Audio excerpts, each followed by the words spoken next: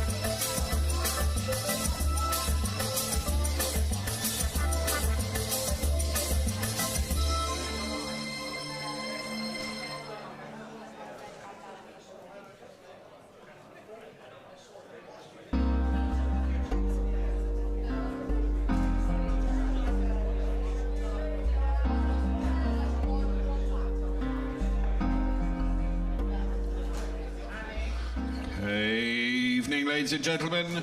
Welcome to the stage, me, Nick Steele.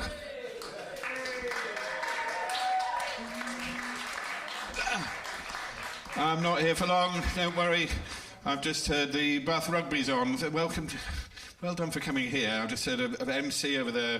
There's rattling all over town going, I want to hear you make some noise. Absolutely no crowd noise whatsoever. Bit like in here at the moment. But that's going to change very soon. We've got a great show for you tonight. Catherine Bohart sends her apologies. She's had a family emergency. But don't worry, she'll be back in April to do her solo show, if not before, at a club night. We've got a bumper-packed show tonight. We've got an extra section with two Bath Spa Uni comedy course alumni.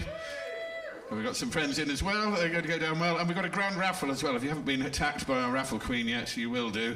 And don't worry, if you've got no cash, we've got a card machine for the intervals. So we've got some wonderful prizes, including a Tower of Temptation, which is lots of bubbly and chocolates, great for Christmas presents. We've got tickets to the next 3 shows as well, 2 tickets for each. And a Bath Arts Workshop historical book donated by Ralph Oswick. Perfect present for Christmas as well. And a bottle of bubbly. So buy your raffle tickets, you're bound to win something good. Now then, shall we get on with it? Let's hear you give a big warm welcome to the stage for your first act of the evening, Mr. David Tsonos.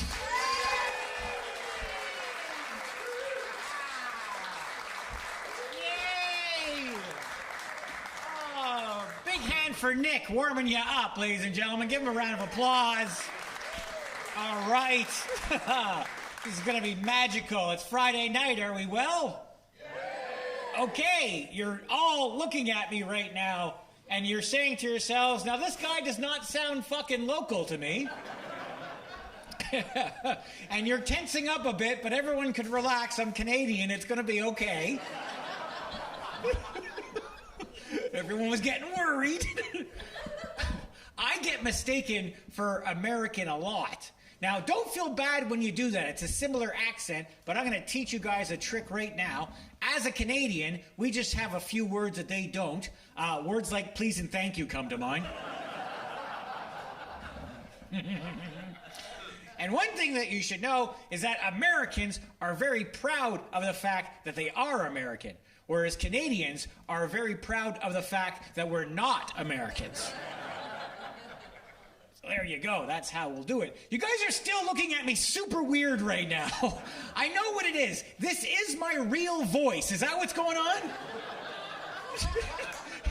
Yeah, I knew it. This is my impression of you guys. As I'm talking, all of you guys, you're very polite. You're just staring at me like this. You're doing this. You're thinking, no, that can't be. It is. Buckle up. It's going to be a long night. I don't think it's fair that I sound like this to you guys, right? Because when you guys come to Canada and you start talking, what do people say? They say, oh, what a lovely accent, right? They say, oh, what an intriguing accent. Sometimes they even say, wow, what a sexy accent. Now I ask all of you, does this sound like a fucking sexy accent to anybody? No, I am well aware that I sound like a Muppet to you guys right now.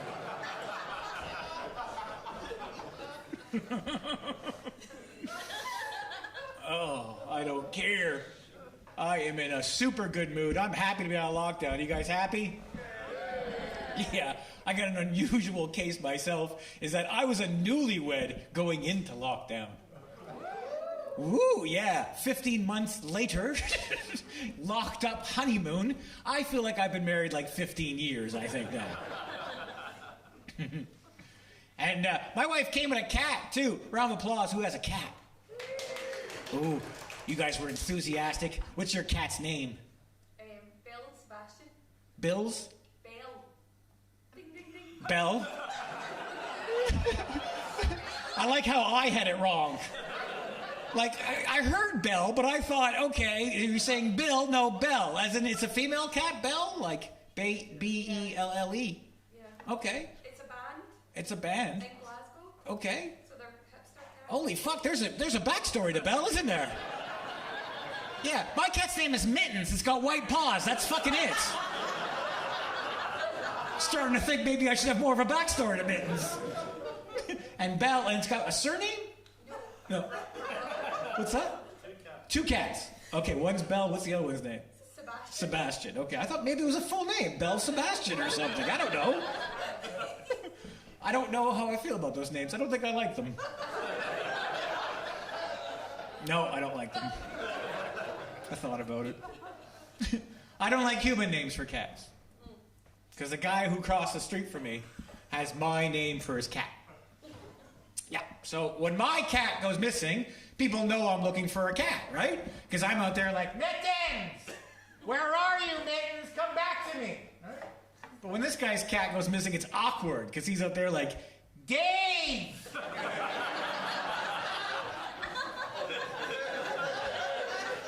Where are you, Dave? Come back to me! Oh my God, have you guys seen Dave? He's like this big.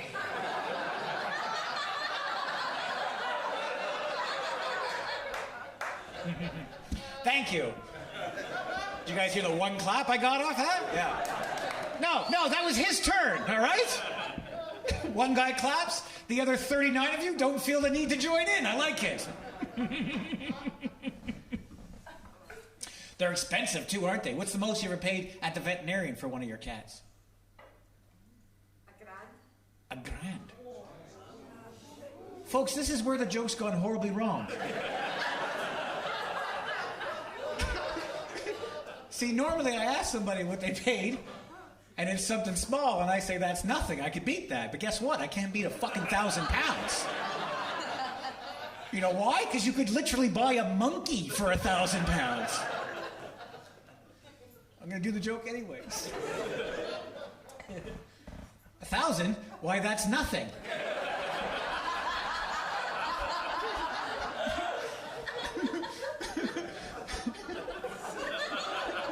I brought my cat in for an x-ray.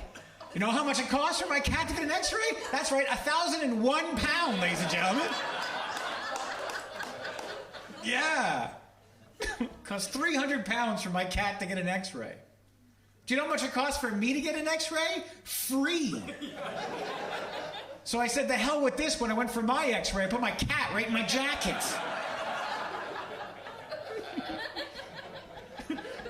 Before he clicked the picture, I just pulled it out.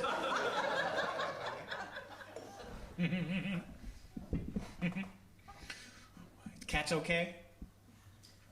What cost £1,000? Now I'm interested in Eye surgery. eye surgery. We had insurance, it wasn't covered.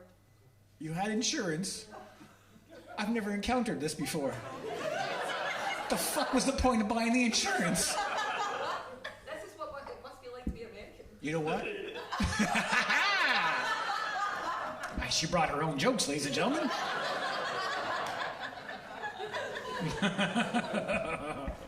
So you had insurance, but eye surgery didn't cover, and it cost you £1,000. Which one was it? Was it Belle or Sebastian? Sebastian. I think Sebastian would look cool if he had an eye patch. Fuck, I was hoping for a bigger laugh off that. Everyone was either picturing it or like, no, I don't think he would have. That got awkward. Does your veterinarian do this? Does he call you by your pet's name when you're in the vet office? Yeah, he does that. He does that to everybody. Everyone who has a pet knows this. The rest of you don't know this, but they try to be cute at the vet office. And they're just like, okay, you're coming soon, Mittens. And then it's you, Sebastian and Belle. Right? That's what they like to do. So one time I was in there, and sitting next to me was like this biker. Like, you know, like full-on leather jacket, beard, every tattoos all over the place. And they came in, and they said, okay, you're up next, Mittens. And after that, it's your turn, Caesar. And he was all embarrassed, and I thought, that's a cool name for a cat. Imagine what happens if that guy's cat goes missing. He gets to wander the streets going, Caesar! I want to scream out, beware the Ides of March!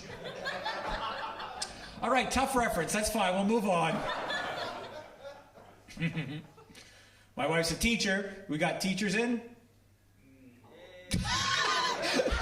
That was really awkward. Cats, we were enthusiastic. I said teachers, we got a tutor or supply teacher. Is that the problem here? Someone over there was a teacher, weren't they? Yeah. Okay. What do you teach, my dear? Primary. Primary, well, the little kids. Yeah, my wife does that too. Did you have to do it at home, over Zoom, over the lockdown? Did you like that or did you hate that? Yeah, most people did. Do you know why? Because your husband was in the background laughing the whole time, like I was. Here's my favorite thing that would happen, is that this happens to teachers, is that a student goes up to the teacher and say, excuse me, are we really going to need this when we grow up? And you say yes. And we're laughing because you're fucking lying. And I'll prove it to all of you. I haven't been to school in years. I still don't know the differences between the triangles, and it's never affected my life. Think about your entire adulthood. Has anyone ever said to you, hey, can you draw me a triangle? And you said, sure. Which one?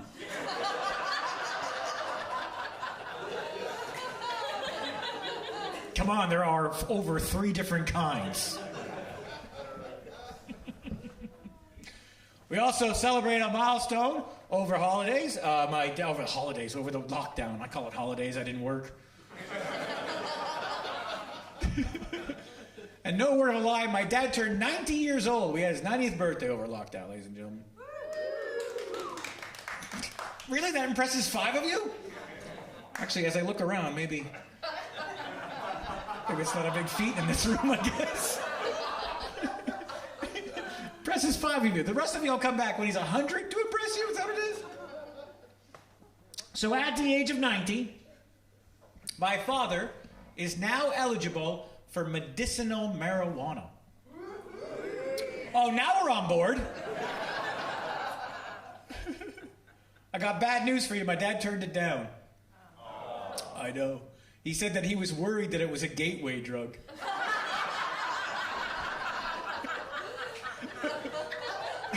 I said, Dad, you're 90.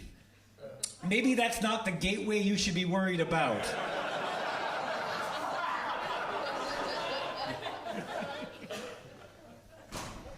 We're back to traveling, too. I'm very excited.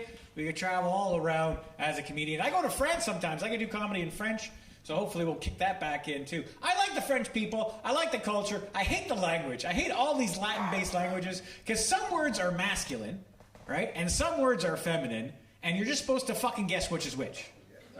Right? You say le, and they're like, I'm sorry, that's a la, and I'm like, fuck off, it's a chair. And you know what, France? It's 2021. That chair can be whatever it wants to be. Yeah. But here's the one that's bothered me ever since I was a kid for some reason, is that a pencil and a pen, they're both masculine words, right? It's le crayon and le stylo. I don't think that's right. To me, there should be a differentiation between those two, because to me, those two are very different objects, right? Like a pencil, we're going to keep that one masculine. Pencil is a good masculine word, right?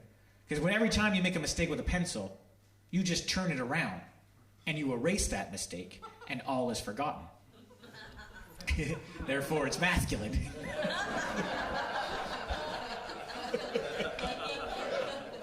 But a pen should be feminine, because every time you make a mistake with a pen, the pen never lets you fucking forget about it. That's my wife's favorite joke, ladies and gentlemen. It's nice to come to Bath, too. It's nice and easy to get to.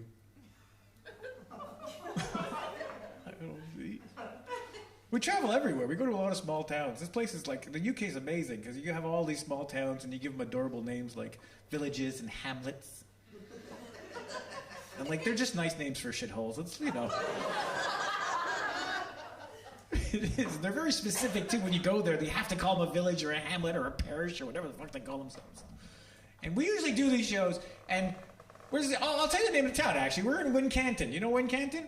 It's in Somerset? Yeah, we're in Wincanton. We're doing a show, and every time we go to a small town to do a show, there's always 2 guys up front, 2 guys like yourselves, except for they were enjoying themselves because they didn't have their arms crossed. Body language for don't talk to me. 2 guys up front like yourselves. These guys were getting drunk, and they were just there to cause trouble, right? They were just getting drunk, and they were just getting heckling. They kept referring to each other as best mates, right? They kept saying, oh, I'm happy to be here, my best mate. Now, that doesn't sound weird to you guys, but these guys, they didn't look like they'd be friends, right? One guy looked like maybe he was an accountant, and the other guy looked like maybe he was a builder. Was that close? Yeah, not bad. Took a shot at it. So they didn't look like they'd be friends, right? So I just stopped the show. I'm not going to take their heckling anymore. I go, you guys don't look like you'd be friends. Like, how did you guys ever be? And you're only going to hear this answer, right, in a small town in the UK. Because the builder says, 10 years ago, this guy here walked into this very same pub, right? He hit on my missus. I beat the shit out of him. Best mates ever since. What the hell is that? Do you guys know how I know my best friend? Yeah, we both liked Lego. Yeah, we've been friends for a year now.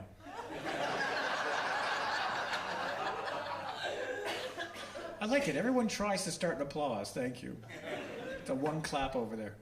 One clap's my favorite because it was just like, ha, that was good. Oh, do we not clap here?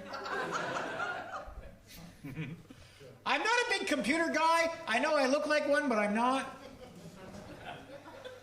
All right, I can feel your stares right now. No, I'm a horrible speller. Do you guys know what it's like to type in a website address and you spell it just a little bit wrong? You get a totally different website? Oh my God, have you guys ever spelled Hotmail wrong?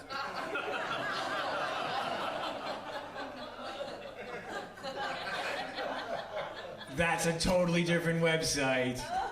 Yeah, that one's all about emailing people.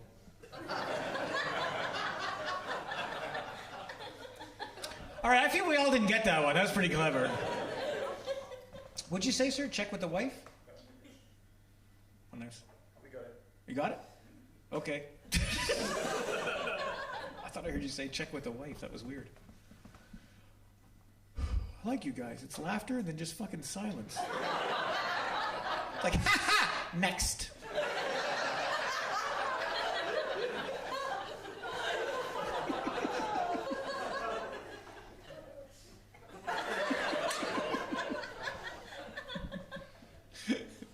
I found out, like, I've been here for a few years now, and here's the weirdest thing. I found out that Europeans make fun of Canadians for something I didn't know they make fun of us for, right? They make fun of us for our national animal. Does anyone know what Canada's national animal is? Nope, not a moose, but I appreciate your stereotype. It is a beaver. Very good. Who said beaver? Over there? Nice work. There's always a pervert that usually knows it's a beaver. It was a woman, but I'm pretty sure you've Googled Canadian beaver in your day.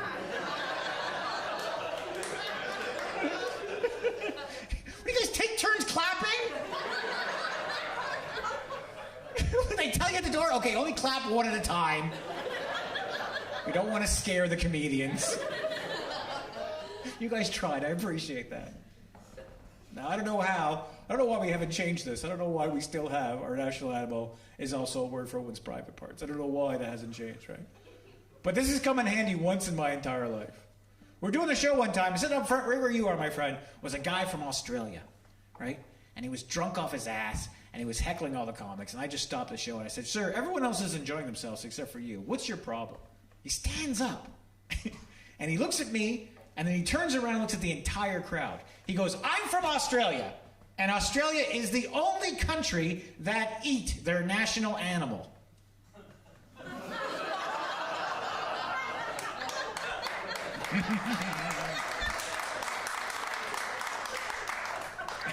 I said, sir, as a Canadian, I can tell you that's bullshit.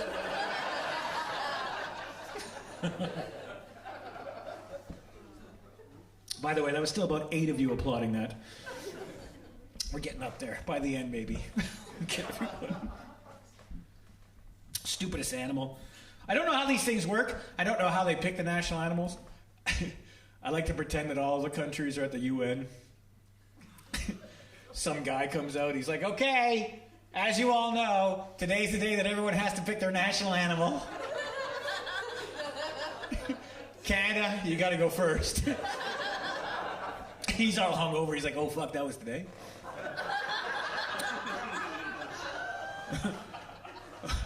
Oh well, let's go beaver. What harm can that possibly do? Up next is the Americans. What's the American national animal? Bald eagle. That's right, very good. American gets up there and says, all right, we're going to go with the bald eagle. And Cad's like, fuck, that's a way better animal. We even got the eagles in our country. That would have been a good pick. But up next is this lovely country of England. What's England's national animal? That's right, it's a lion. I'd have you guys know, you got the American faster than you got your own, just so you know. It's a lion. They got 3 lions on the jerseys. Yeah, okay, fucking hell. Never had to prove it to a crowd before. Thank God you were here. They're doubting me over here. Lion? So England's like, okay, we're gonna go with the lion. And Canada's like, so wait. Are you guys telling me that we could just go to a fucking zoo to pick our animals? Okay, England, I don't think one of us knows what the word national means. It's kind of weird, but we're not done yet. Up next is Scotland. Tell everyone what Scotland's national animal is. That's right, it's a fucking unicorn, ladies and gentlemen.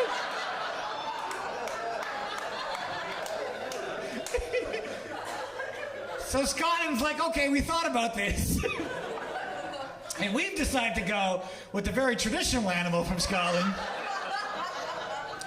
You all know the one you immediately think of. The one that you often see frolicking in the Highlands. We're going with a unicorn. And Kaz like, so now we're just making shit up. I mean, who thinks this is fair? We get a beaver, they get a unicorn? But we're not done.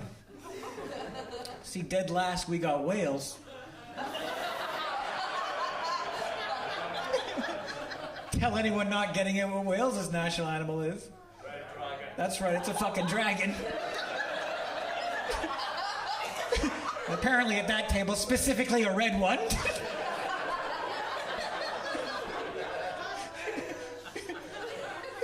So Wales is like, well, if Scotland's going unicorn, fuck it, let's go with a dragon. And the Canadian guy is, look, I want to go again. I mean, I think it's pretty obvious at this point that I really did not know the rules. I mean, no one told me that other countries were fucking going to Narnia to pick animals.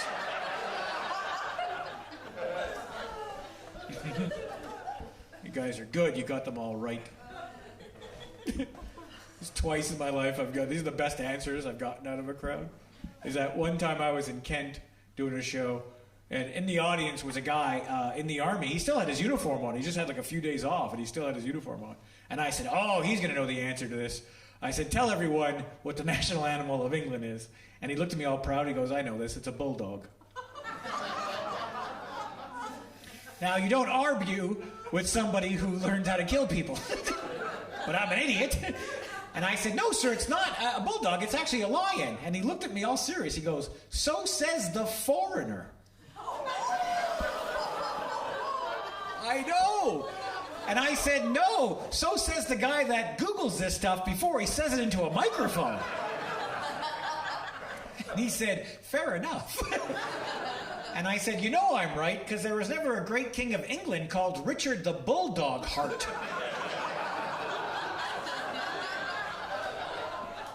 He said, all right, you made your point. My second favorite was, it just happened too, like about a month ago. I was in Cardiff doing a show.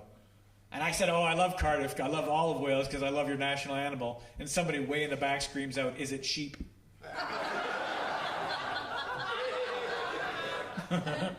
And I said, no, but I heard that sheep is the beaver of Wales.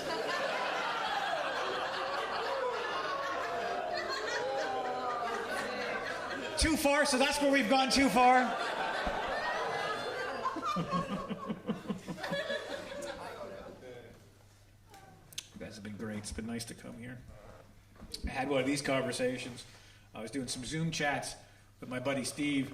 My buddy Steve thought this was going to be the end of the world. We all have one of those friends who thought this is it. It's over. And I said, Steve, you don't think this is the end of the world? If you really thought this was the end of the world, what would you do? And Steve said he would have sex with anything that moves. I know. And he said, what would you do, Dave? And I said, I would stand completely still. There you go. Really? That's the one we all agree to clap on? That's the... You guys are getting ready for the show tonight. Should we clap for any of the comedians? Only if there's a clever end of the world joke. Your friend said, who's that clever? No. Who's got kids by round of applause? Look at the enthusiasm there. Jeez, maybe I should ask who doesn't by round of applause. There you go. Do you see how much happier we are?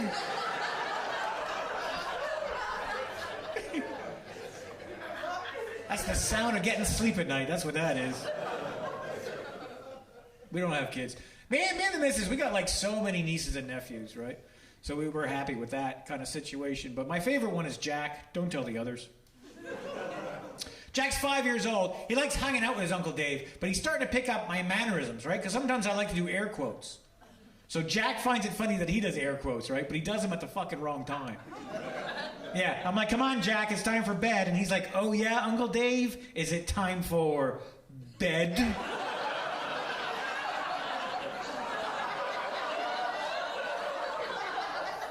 I know. I'm just like, it's not the right time for that. That could get your Uncle Dave into a lot of trouble. Yeah. It gets worse. Yeah. One day we decided to go to the store and buy movies. I said, we're going to get a kid's movie for you. We're going to get a grown-up movie for me. He's like, cool, right? But then when we get there, I lose him. I can't find him. I start to panic, but then I look off into the distance. He's just talking to an employee. I'm like, oh, phew, right? So by the time I get there, she looks up and sees me and says, oh, are you the dad? Jack goes, no, this is my uncle.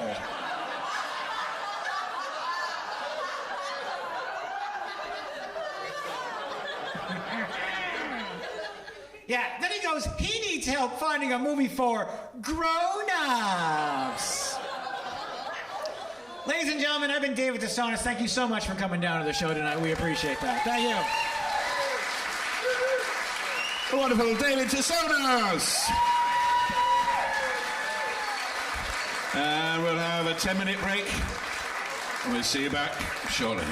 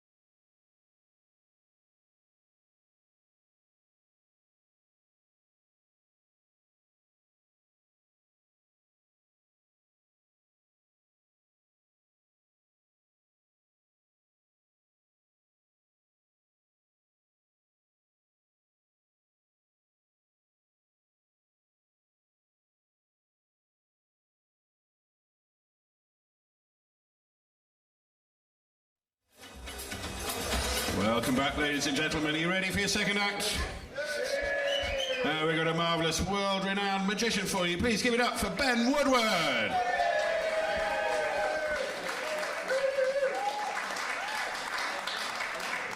Sit down! Sit down! Sit down! Sit, it's embarrassing. Sit down! Hey. Good evening.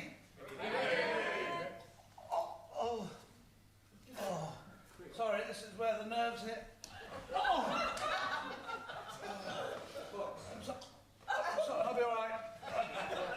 I played some pretty big rooms.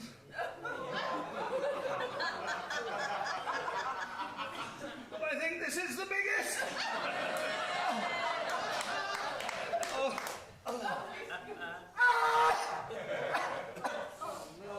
Oh, that's better. Hey! Oh, great turn. Nice to see you again. You don't remember me, do you? No, not at all. I was on the jury. Where are you? Don't look at him. Don't look at him. Don't look at him. Don't look at him. Is he looking at me? Yeah. Don't look at him. Don't look at him. Your name? Ralph. Yep. I knew it was you. Ralph. My name is Ben Woodward. And I'm a magician. And, this is going to be all right, I think. I think I was always going to become a magician because apparently, when I was born, I came out of the woman in the opposite bed to my mother. And it was at that point people knew I was a little bit different.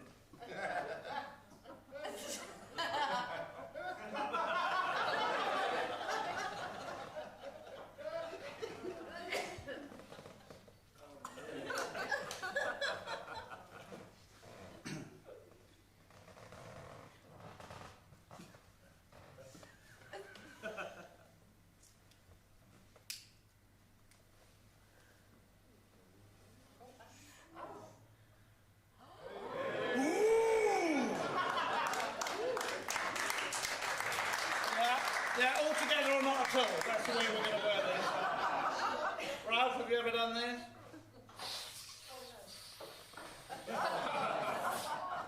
Oh. Are you stunned or bored? I can't work you out.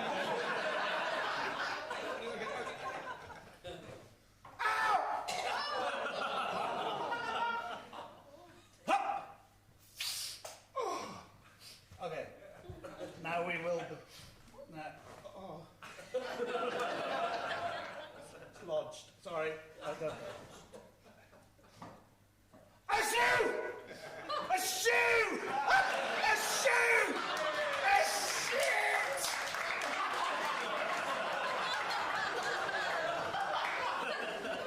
Can I just point a few things out to you very quickly?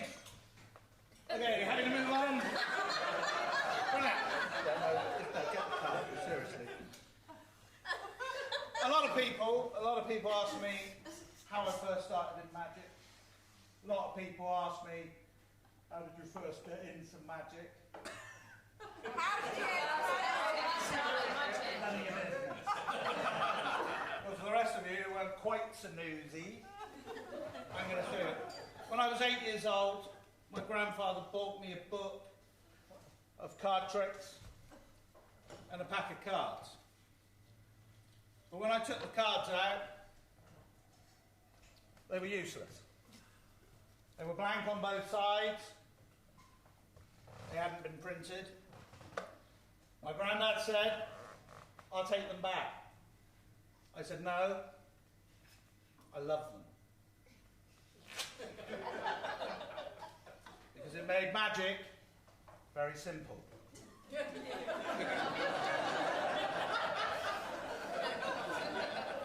I didn't have to read the book.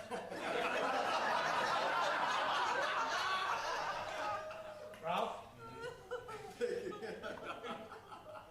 your fault, you sat there. Ralph, say stop anytime you like. Anytime, Ralph. Stop. Stop there. Remember the card.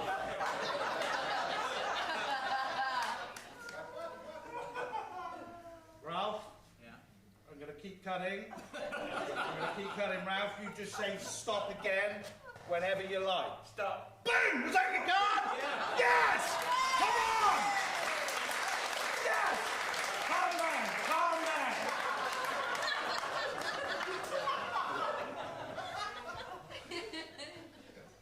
You don't look too impressed, Ralph. But I mean, that was back in the day. I mean, I've got to be honest, I didn't get a lot of repeat business. But these days, with the advances of technology, I mean, I'd imagine, Ralph, you've probably got a scanner. Yeah, not on you. I mean, have you got a scanner? I don't know what a scanner is. Oh. Could you lend him a scanner? You got a scanner? You know, scanner. You can scan things, photocopies. Oh yeah, I got one. You've got a scanner? Oh, well, you should have said. Sorry. Because if you've got a scanner, what you could do is scan a card in. Yeah, yeah. Yeah, you can design your own back. Yeah. And scan that. I'm just saying, it's going to save you a lot of time. So, honestly, you know, you've got a scanner, use it. I know, I suppose you probably don't know this. You've probably got a turbo scanning option. Might have. Honestly, I'm not just saying that, this goes for everyone. Check the instructions, because a lot of people don't even know they've got it. But have a look, because if you have, it's going to save you a lot of time, Ralph, because even, obviously, you know, these are pretty much blank. If you've got a turbo scanner, it's boom. You can just scan them in, boom, straight away. It's going to save a lot of time. You see what I'm saying? It's going to keep scanning, just keep scanning a lot quicker. I know what you're worried about. What? You're worried about the backs. Yeah. You're thinking, well, you've got the fake, yeah. I can tell you're worried. Right? You're worried because there's only one back, which is, yeah, that is a worry. Have you got access to a photocopier? Yeah. Yeah, we use that. Right. Honestly, I don't know what you've been worried about. You got that? Yeah. Because if you've got that, all you've got to do is photocopy the backs. Yeah, because if you photocopy the back, you will end up with a pack of cards with faces and backs. Good. Do you know? Can I ask you a personal question? Do you know what ink you're using at the moment? Can I just say, if you're not going to take this seriously, you're going to have to. HP, is it? Right, because I'm glad you said that, because this is HP. Yeah, but if you watch it close, watch. You've got to be careful. Yeah. I'm just saying they can run, so do be aware of that. Because if the backs go, then the faces could go, and if you start losing the backs and faces after all the work you put into it, what I'm saying, you might end up losing everything that you've worked on. Thank you! So basically, if I were you, I'd just stick to dominoes. If it does look like I'm crying at any point, I'm not getting emotional. I've just started wearing contact lenses about 3 days ago, and I'm in absolute pain. So, yeah. Okay.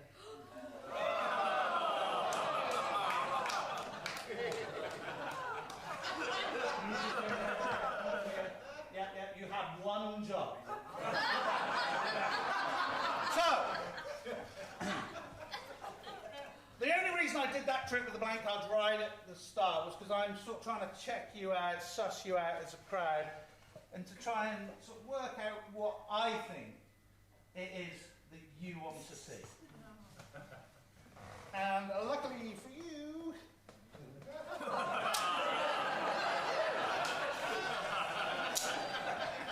I am a latex sculptor. balloonatic, a balloonologist, it's a bit of a show-off moment, but I am the current world balloon modelling champion. Thank you! Yes! My parents are very proud, and I'd now like to give you my winning piece. I hope you enjoy it. Thank you. Music!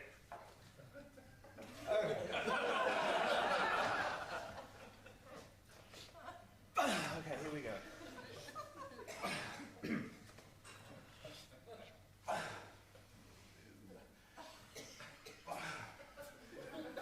Right, no, you're laughing. No, it's not funny, you've got an attitude problem. What I'm going to tell you, on the night when I became world champion, I was in Dresden, right, and it just went straight up.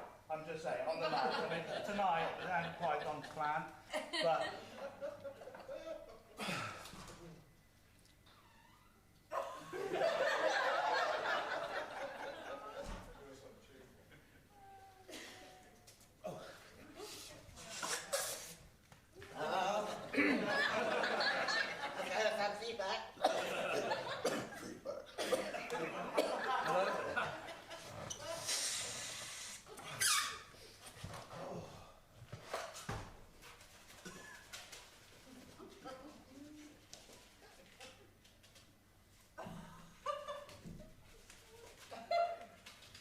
You ever done this, Ralph?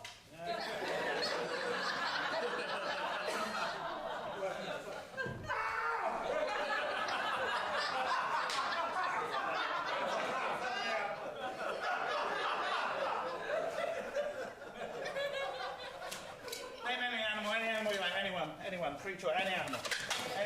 Panda. Anyone at all, any animal. Panda. Anyone, any animal. It is. Okay, here we go. No, you're making up your own joke.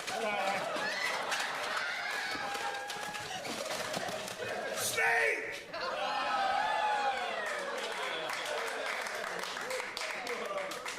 Oh! 2 snakes! One for you. Thanks. One for you, there we go. Grok!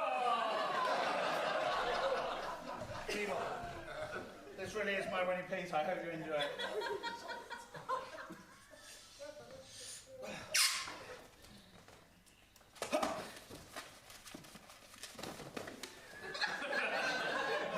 You just nodded off, Ralph. I caught you.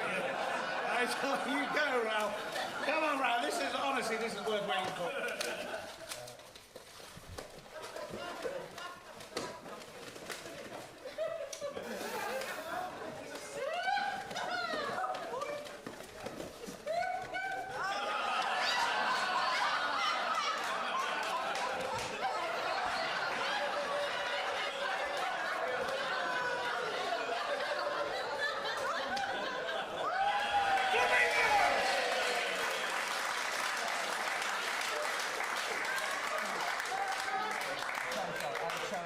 I'm so sorry.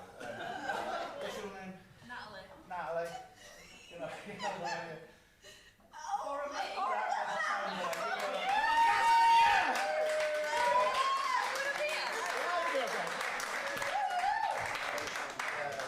yeah. Just, perfect. Happy? Sam. Natalie, and your name? God. Your name? Sophie. There you go, man. Sophie! Yeah! Bring this here, perfect. Natalie, Sophie, Natalie, all good? Yeah. Can you do me a favour and just stand as far away from me as I am from you?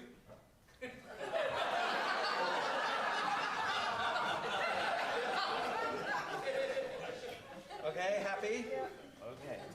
We're going to play a little game. Oh.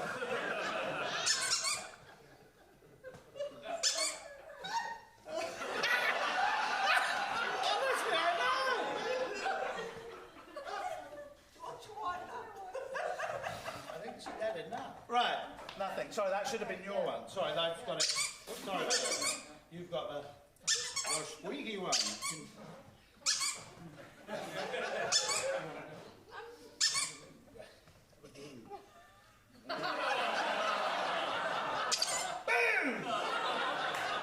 I switched it, the old gag. Did you see me switch it? No. These are brilliant. It has to be right in the middle. Right in the middle. Anywhere else, nothing. Right in the middle.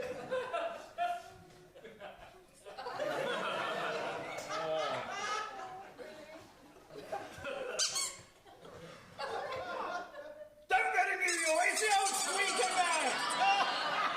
I know! That's all it was. Ridiculous. Have a go.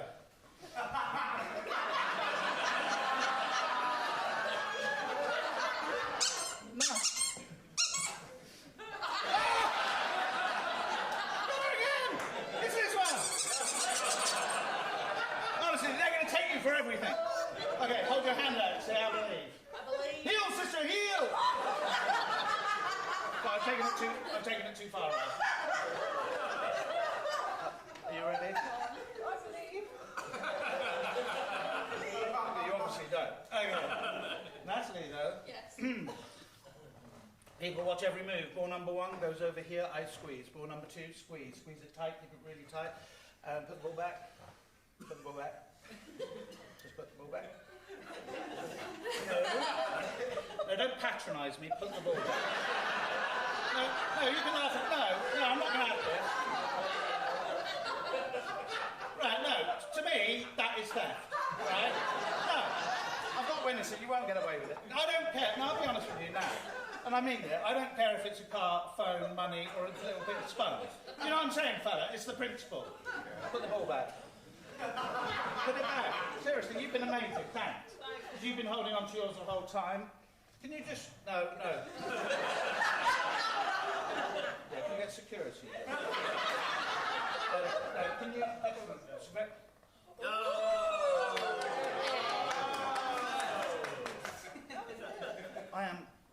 Honestly, I am so sorry. Because I'm accusing you of the crime that Natalie committed. Watch every move, people. Ball number one goes over here. Ball number two goes here. Squeeze it really tight, get it tight as you can. This time she's done it again, haven't you? Yes, Natalie, all about you, isn't it? Me.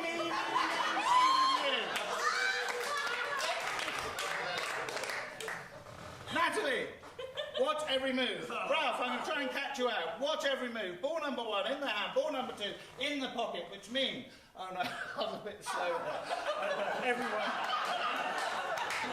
Everyone caught me. We forget that bit. Move on. I've only got one in the hand. How many do you really think? Yes, you saw me. But yes, we got the ball! Come on! Thank you. Hold your hand out too. Squeeze, keep it tight. Squeeze it really tight, as tight as you can. Keep it really tight. Do exactly the same. And on a serious note, Ralph, if you ever try this at home, don't ever do this. Because it's immature and potentially very dangerous. Okay? I'm going to show you people how this works, and when you can see how it works, you will kick yourself. Because it is so obvious, it's ridiculous. It's a vacuum chute. Yeah, I know. It's a vacuum. Have you got a vacuum chute? No, that's not wrong. No, don't answer that.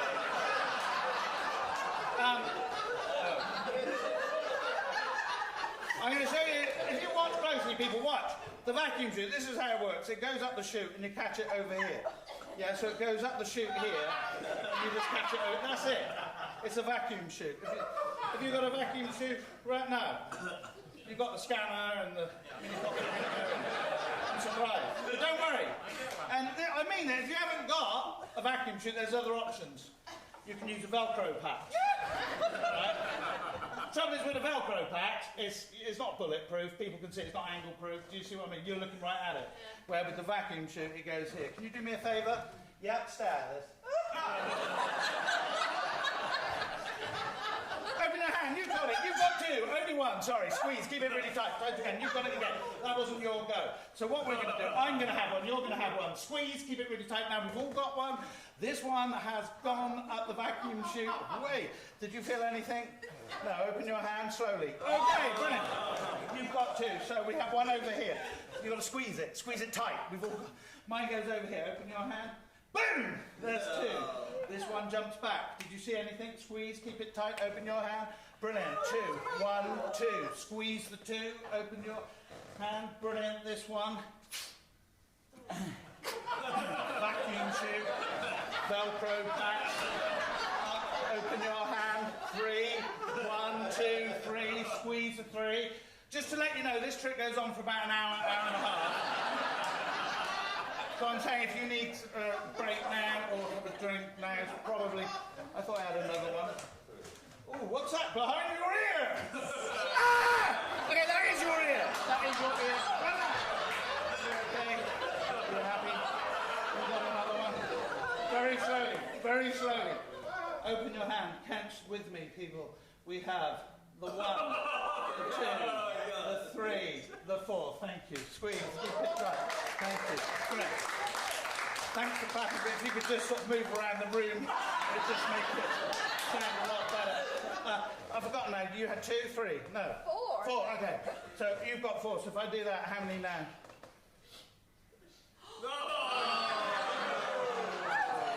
She's not going to wait for the gag. We just boom, here it is. Ladies and gentlemen, give it up for Sophie. Can you wait a second? Thank you, Sophie. Thanks very much. Okay. All good? We're going to play a little game, a quick game. I want you to put your hands here, Natalie. Put them there, because you need to get, just there, because you need to get really close to the action. Can I just say, a quick, if you see anything from this angle, just please, don't say anything.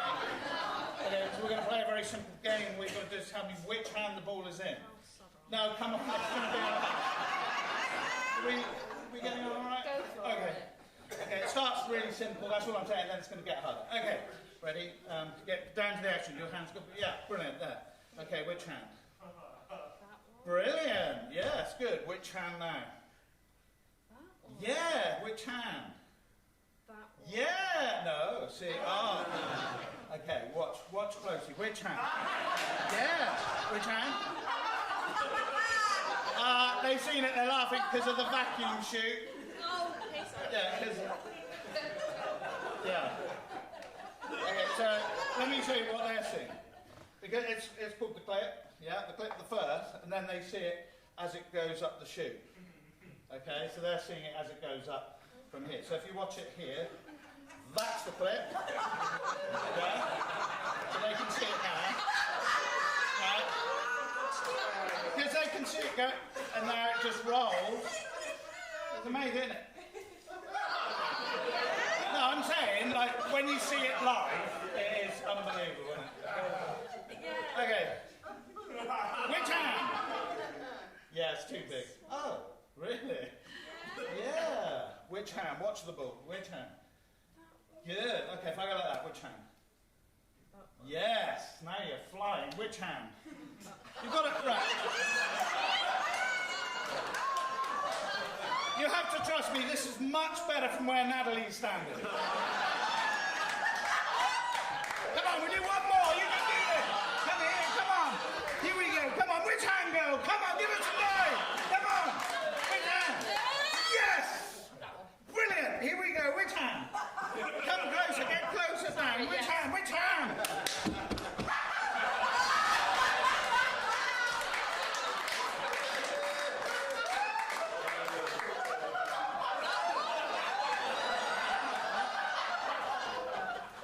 Ladies and gentlemen, please. Give it up. Ladies. Natalie.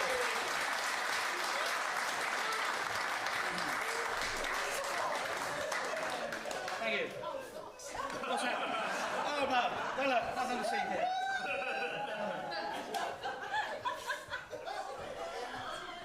Oh. How are you? You well? You well? Can I borrow you just for a second? Your name? Barbara. Barbara.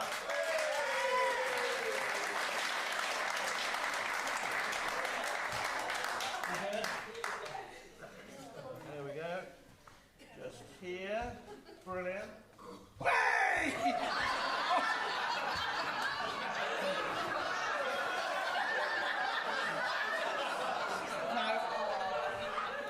No, you're smiling, but yeah, a bit of a laugh for you. I'm at work, that's harassment. Okay, calm it down. Okay, better shot. Okay, I'm gonna read your mind. Do you believe in telepathy? Maybe. Okay. We're now going to do a little bit. So I am telepathetic. I'll let you know. We're ready. Think of a number between. Give me a number between 1 and 100. Barbara, yeah. Yes. Okay. Barbara, think of a number between 1 and 100. Yes. Actually, no. Make it really high. Make it a high number. Say so. Go above 30. Make it above 30. Yeah. Got it. Picture that number now. Okay. I'm going to try and read your mind. And this is only for your security if you forget, or I've worked this on cruise ships where I've had sort of 1,200 people watching, and at the end they've quickly changed the number. So this is for my security as well, but just in case you forget as well. What you're going to do is write the number in here. Hopefully you can see the square box. Yeah, so do it quite sort of clearly so at the end when I show it up people can read it. But no one in this room is allowed to see your number, okay? Right. Barbara, you're going to just write your number in the box. Make sure I'm not looking. I'd just like to say I've been recently compared to David Copperfield. I'm absolutely staggered. One critic said, compared to David Copperfield, Ben Woodward is shite. So it's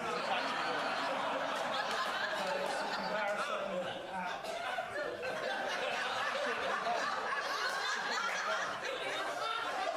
I'm going to let it go, Ralph. I'm going to let that one go. Oh, you put the elastic bands on? Perfect. Now you are the eyes for the audience. You just like to take one step forward. Brilliant. Can you see anything through here? You're happy? You are the eyes for the audience because people can't see. At the back, can you see anything? No. No, brilliant. That stays here the whole time. I want you to turn around and face me and go like this. Brilliant. And think of the number. Don't ever give me any clues. Think of the number, because what I'm going to do, I am just going to write down a few numbers, and hopefully one of them will be your number. You think of your number? Actually, if you could just take one step back, just beware of the stage ends here. Brilliant, that's perfect, okay? Happy? So what I'm going to do is just write a few numbers in here, and hopefully one of them will be yours. Okay, you ready? Yeah. Go like this, and think of the number. Yeah. Put your fingers on the temples. Brilliant. I'm going to go over here. And send me your thoughts. Brilliant. Just don't say it. Just send me your thoughts. Brilliant. Okay, are you thinking? Oh, I am, yeah. You're thinking of the number? Right. Obviously, if that worked, it would be a miracle. You really were expecting Copperfield. But, yeah, because obviously, that's not going to work because you're not using the mind reading kit. Yeah. Now, some of you might have heard of this. This is something a bit of kit that has fooled sort of NASA scientists, psychologists all over the world. The thought transmitter 500. I don't know if any of you've heard about it. Yeah. Yeah. In New Scientist magazine, they did a piece on it for you, and you're going to get a chance to use the thought transmitter 500. Well, again, I think you are overexcited, so again, deep breath. People, get ready. Here we go.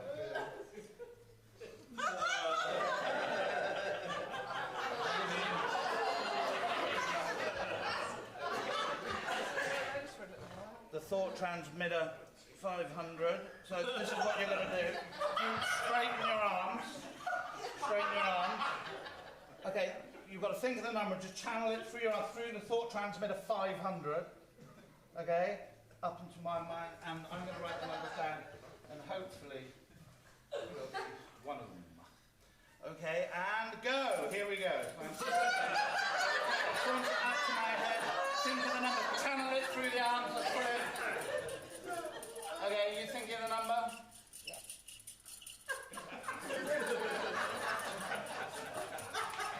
I'm so sorry. I'm not.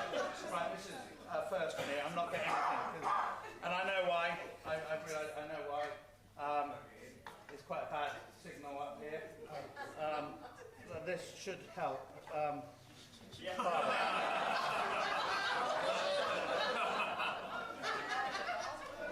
can do this, girl. Yeah, just get a bit going. Come on, get a bit going. Here we go. There we go. And go. Think of the number. Picture the number. That's brilliant. Picture the number. I'm getting something, but not enough. Hold your arms out straight. Point at my head. Okay. That is better. That is better. We haven't quite got the range. Okay. Seriously, this will help. These are brand new, so you can take them away and dispose of them afterwards. Just take any one. Brilliant. Just pop it in your mouth there. They are sanitised, so everything's never. And you take it back with you. To place that in your mouth. This should just give it that extra momentum. Okay. And if you do it all three together, so move it a little bit. Keep it going. Keep it going. And come on, girl. You can do this. Okay. Yes. There you go. Okay. I'm getting something. Keep going. Come on, people. Make some noise for Barbara.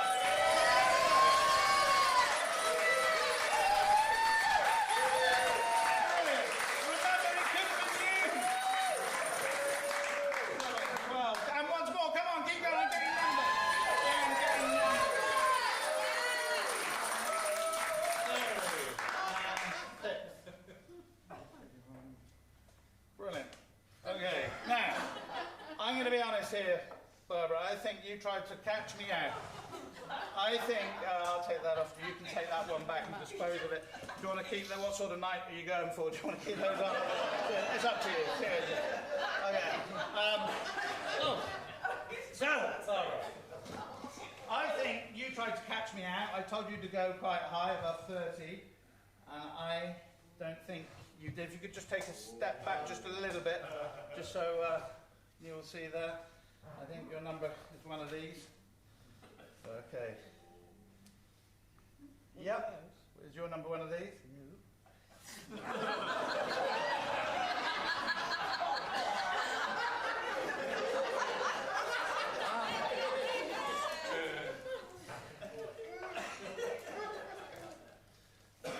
Because I'm just saying you just use the Thought Transmitter 500 and just have another look. I don't think you're looking at all. You've got to have a look at every. No, have a quick. Huh? Just have a proper look at.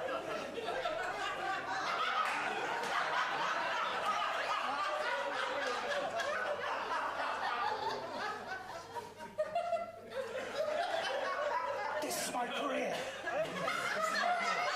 Is it money? Do you want money? Money? Whatever you want. Okay, brilliant. Thank you. Well done. Lovely. Thank you so much for coming. If you like, sorry about that. If you like to, I'll get back. Yeah. Come on. There we go.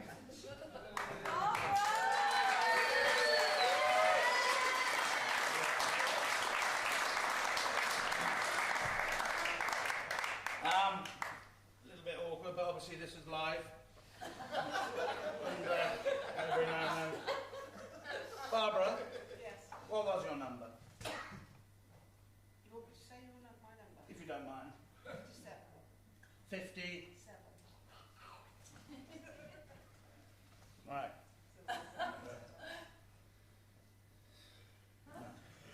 Yeah, I'm so sorry. It's terrible. It's embarrassing. Pardon, what was that, Ralph? Sorry. What was that? Oh, okay. I don't know if you heard Ralph at the back there. 11:14. Right, I see what you mean. Yeah, I think Ralph has just saved my life. To be honest with you, if you didn't hear Ralph at the back, Ralph said, "What about the top line?" Oh, Ralphie. Yeah. So what you're saying, Ralph, is if you add the 11 at 14, yeah, that's 25. Add 5 is 30. Add the 27 is 57. Yeah. Which was your number, right, Barbara? So that was lucky. Thank you very much. Right. That, you saved my bacon, seriously. That was, yeah. Well, there we go. What was that? Sorry? Oh, We're not all really? The next one? No, misunderstood. It's the top. Oh, you're saying the the top. Oh, you're saying the 28 add 4, 32, 42 add the 15 is. Oh, right, okay, yeah, that worked. 57. And what was that, Sophie? The next one, 29 add 7, 36 add the 12 add 9 is also 57. Yeah, there is that. Or, as you just pointed out over here, there are 13 add 8 is 21, add the 30 add the 6 is also 57. So, thank you, what? Vertically, no. Horizontally. Vertically, God. Oh yeah, okay, so you think, if you say the 11, the 4, the 29 and 13, that is also 57, or the 4, 28, 7 and 8, that is also 57, 5, 10, 12 and 30 is also 57, the 27, 15, 9 and 6 is also 57. Thank you very much. You what, mate? What was that? I'm not a genius! Diagonal! Alright, I see what you're saying here, because you're saying the 11, the 28, and the 12, and the 6, which is also 57, or the 30, add 7 is 20, add 10 is 30, add 27, that side is also 57, all the four corners over here, this man said the 11, the 30, the 6, and the 27, and you had no faith in the thought transfer of 500. Also, the quadrant, yes, Ralphie, yes, Ralph, the quadrants as well. So what Ralph was saying, the 11, the 4, the 28, and the 14, 29, 7, 13, and 8 is also all this one, the 30, the 12, the 9, the 6, the 10, the 15, 27, 5, even the 4 middle one, the 28, the 7, and 10, and 12. Yes, people, and then the sides, okay, the sides, 29, 4, 9, 15, 38, 14, and 5. Every single combination comes to one number 50. Bloody hell.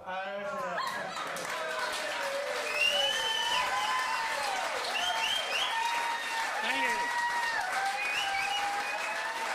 That was lucky. What, 3 minutes? Yeah. Well, you want, yeah. There's I'm going to finish with a trick now, a historic trick just for you lovely people. Is everyone okay? Yeah. Everyone good? We're happy? Okay, I'm going to finish with this trick.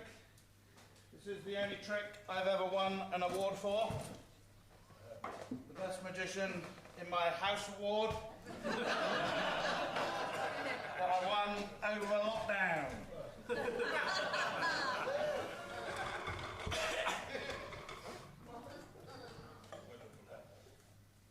Ralph? Yeah. Again, sorry, you are the eyes. For the audience, you're happy. Empty box. Empty, nothing in there. No mirrors. No trapdoors. No playing cards. No rabbits. No. Yeah. Pay attention!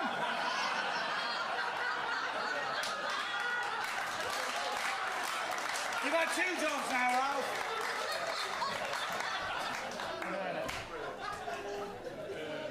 Oh.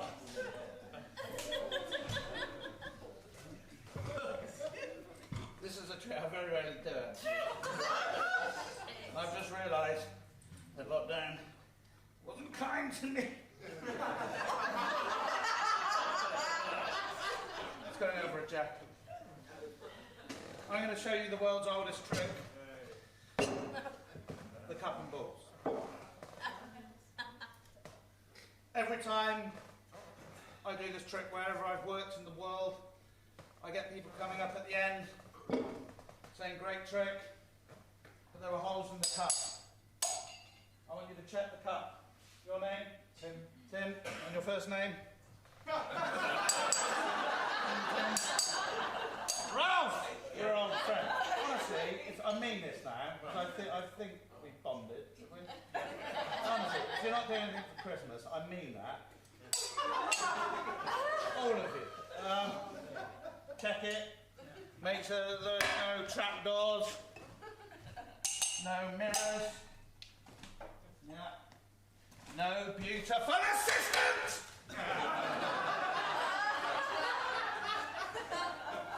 I don't want to talk about it. We won't be compatible. I'm a Libra and she was a lesbian. Are you happy with this?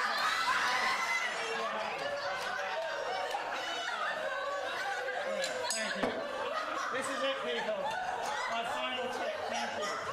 Ralph, happy with that one, yeah? Checked it properly. Checked it properly. Happy. Checked it, Ralph. Checked it, Ralph. The old comedy classic. I'm joking, people. Come on. Solid cup. Yeah, thanks. Okay, the first trick I want to show you is solid through solid. This is cup A through cup B. It's going to penetrate right through. Thank you. Thank you very much. Cup C through cup B. Yes! Thank you. No, I know what you want to see, and I tell you what's the weekend. Let's go for it. A through B and C. Boom. Thank you. Let's take a little bit longer. Okay, this is it. The cup and balls dates about 5,000 years ago to ancient Egyptian times, where magicians would perform this for the kings. They don't go there now because they're dead. This is it. 3 cups, 3 balls. I was gifted. Ball number 1 goes over here, Natalie. Did you see it go? No. No. Ralph, watch closely. Ball number 2 goes out.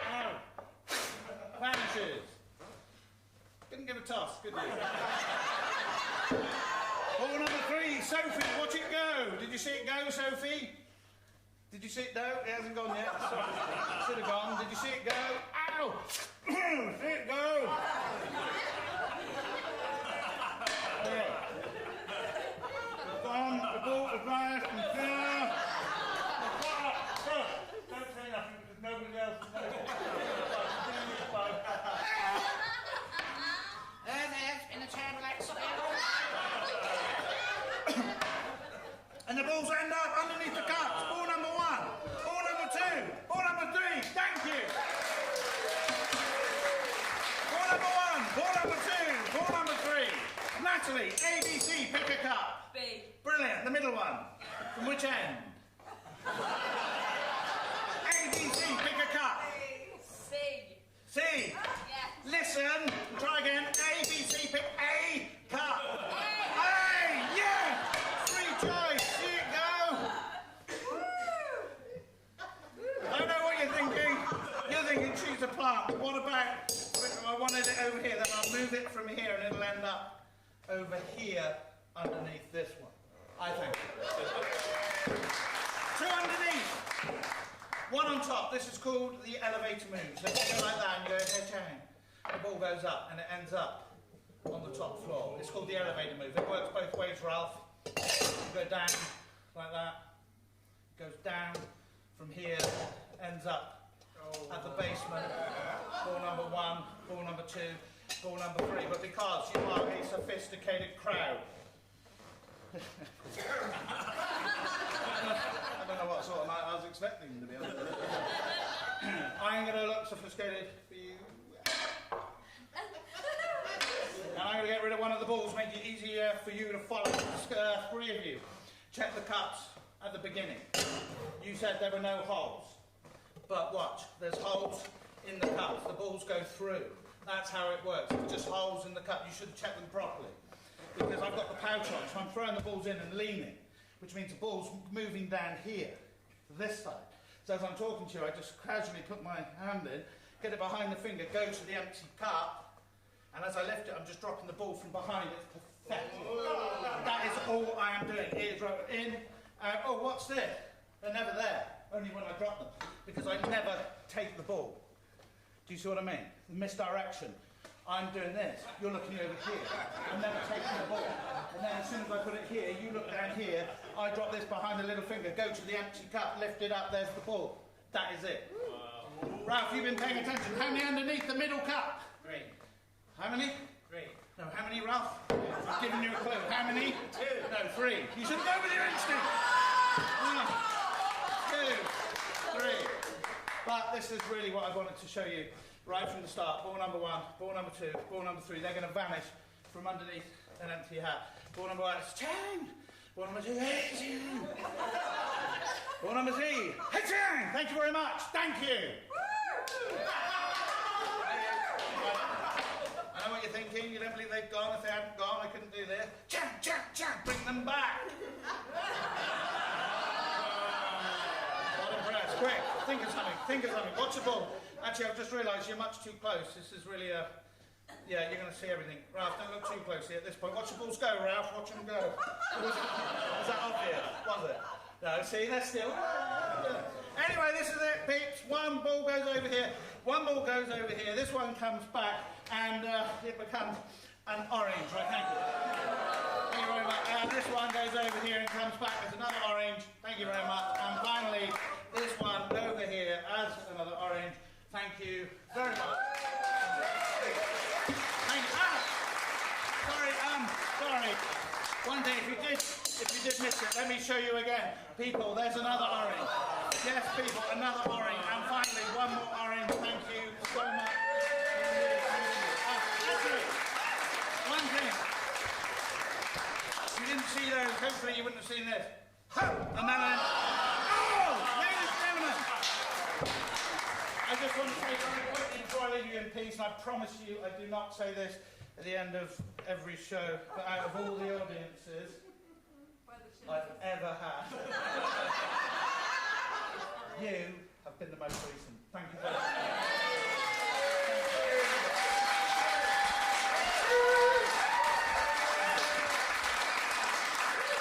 Fantastic. Ben Woodward.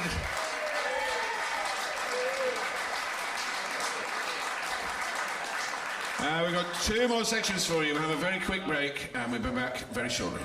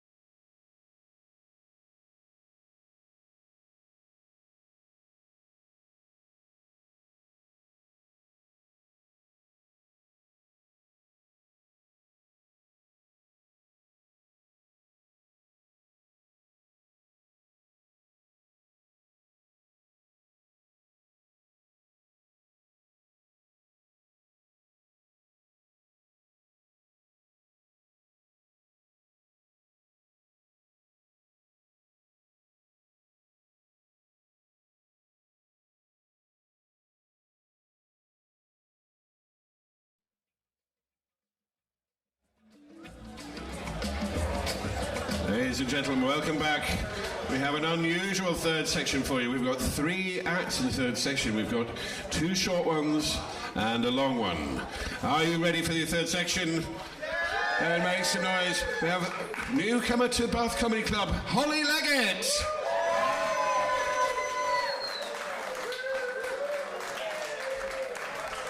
Hello. How are we all doing? Good?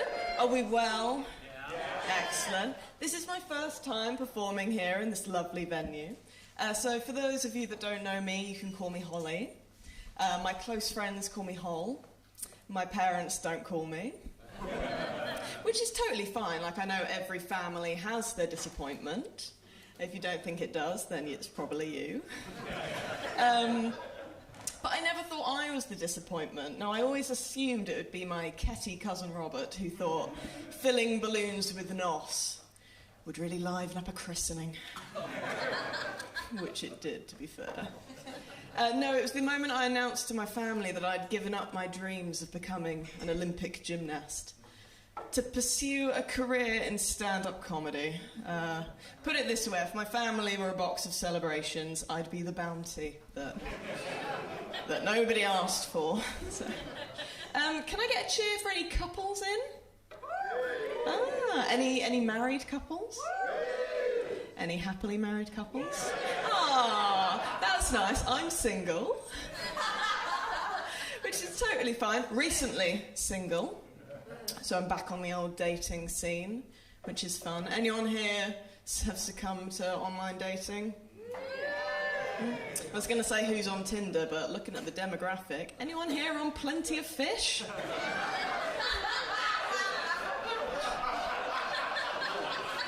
Match.com? Uniform dating? No? Alright, okay. But I'm getting the grips with Tinder a little bit now. Like, I thought I'd share with you a few of my favourite Tinder interactions that I've had recently. This one guy says to me, "Hey, you look good naked in my bed." And I said, "I look good all the time." It's just a bit rude, isn't it? Another guy says to me, "If your lips could read, my cock would be a bestseller."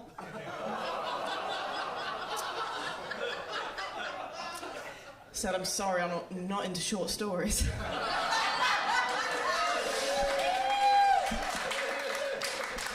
But my all-time personal favourite interaction I've had was when this guy says to me, "Hey, do you like men with big dicks?"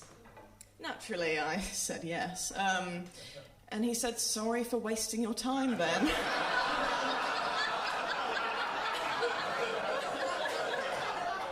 It was quite sweet. We went on 3 dates. Oh, thanks. But yeah, like I said, this is the first time I have been single in around 3 years. First ever heartbreak as well. So I never really knew... Oh, thanks. I never really knew what people meant when they say that everything reminds me of that one person. But, like, I totally get it now, because I started crying in Anne Summers. And the shop assistant was like, "Oh, is everything all right?" And I said, "No, that dildo reminds me of him." She was really sweet. She said, "Oh, I'm sorry, is there anything I can do?" And I said, "Yes, can I have it in your smallest size, please?"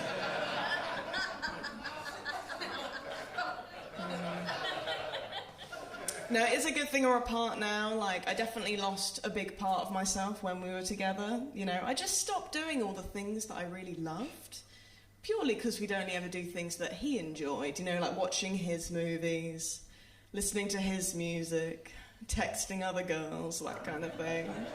And I said to him, like, "Why don't we ever do things that I enjoy?" And he said, "All right, what's something that you enjoy that we can enjoy together?"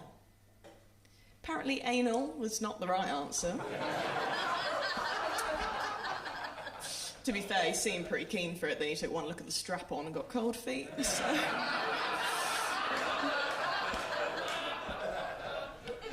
Communication was also a bit of a struggle for him. Yeah, which I guess is why he could never find the clit. He was too busy beating around the bush. That's all right. Like, sometimes life doesn't go how you think it will, and sometimes you think you're going to spend the rest of your life with someone, and then one day they turn around and say that they think that Shrek 4 is better than Shrek 2, and you just have to part ways. Honestly. Getting back out there, went on a date the other week. Total disaster, but at least I went. But the most concerning part about the date was when I went to the toilet. There was a tiny little warning sticker at the bottom of the toilet, right at the base, don't ask me why I was down there, that just said, warning, while in use, please remain seated. I thought it was a bloody good thing I read that, isn't it? I was just about to get up and have a piss all over the floor. Like, what was the point? Like, I get why it's there. It's so people don't go up to the bar and say something like, oh, well, there was no sign telling me I couldn't shit standing up. Not the most concerning warning sticker I've ever seen. I went to the zoo recently, and there was a sign that said, warning, alligators, do not feed or molest. I just thought, do we really need a sign for that? Really? Surely it's common knowledge that when you go to the zoo, you don't molest the alligators or any of the other animals. But I'm pretty sure that sign was only there because someone's done it before. And my mind went straight to some guy in a Hawaiian t-shirt, just kind of standing there like, alligators. Shall I get my cock out now, or...? I also was in a baby shop with my friend, and there was a pram that just said, warning, remove child before folding. I just thought the only mother that needs that sign is also the mother that needs the don't drink while pregnant sticker on a bottle of Echo Falls. Yeah, the only warning stickers that really freak me out are the ones they put on cigarette pouches. You know, like with the gammy feet and the, Yep. But I don't smoke, not because of that reason. I don't smoke because it reminds me of my ex. He didn't smoke either, but just like a cigarette, he cost a fortune and slowly killed me inside. So, you've been a lovely audience, thank you. Holly Leggett. Keep the applause going. We have another act up straight away. It's Hudswell.